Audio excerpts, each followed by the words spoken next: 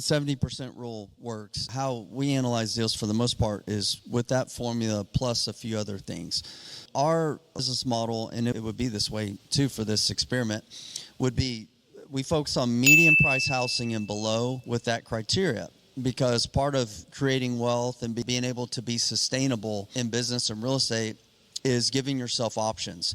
So median price housing and below is where we focus on with that 70% rule, because now you have options.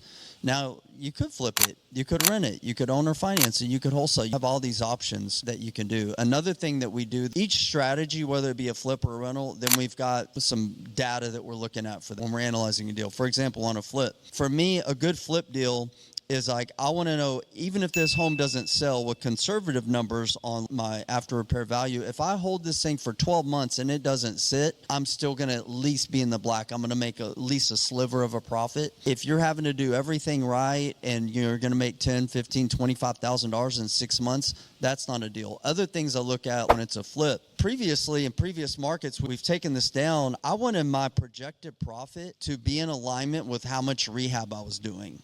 Right, so I've seen investors bring a deal and they're doing a $100,000 rehab to make $30,000. No, risk versus reward. So we're looking for low risk opportunities with the potential for high reward, not a high risk and a high reward. That means no deal.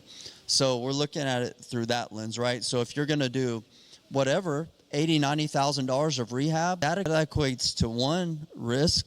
Number two, it equates to time. The time you're spending it, the time, that opportunity is also maybe taking away other opportunities from you. So that's what we're looking at. We're like, hey, if we're going to do $80,000, $100,000 of rehab, that's okay.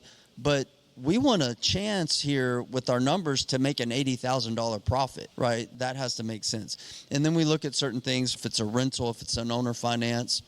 And then one thing that I was thinking about saying as well, in context of this, starting from ground zero, nothing, you've got to pay your bills.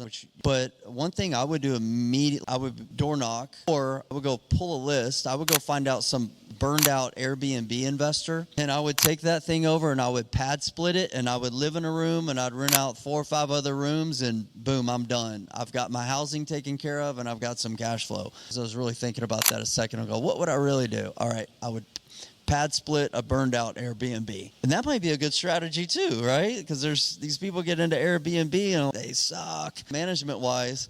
And so you could do that. But that's some of the criteria we look for. The 70% thing is, right, that's like the 10 commandments, and it gives you flexibility. There are some exceptions that you can utilize geographically if it's newer construction, great area, sub 2, low interest rate. So that's about it.